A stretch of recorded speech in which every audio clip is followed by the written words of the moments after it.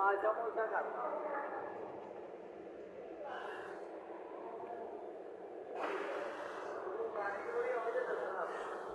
ਬੜੀ ਵਧੀਆ ਮਾਲਿਸ਼ ਕਰਦਾ। ਕੀ ਕਰਨਾ ਫਿਲਟਰ ਕੱਢ ਕੇ ਵਾ ਮਾਰ ਰੜੀ ਕਰਤਾ ਸਾਰਾ ਕੁਝ ਹੋ ਗਿਆ। ਓਕੇ ਮੈਨੂੰ ਤਾਂ ਬੋਝ ਖੋਲੀ ਜਾਂਦੇ ਮਸਲਾ ਹੀ ਕੋਈ ਨਹੀਂ ਕਰੋ।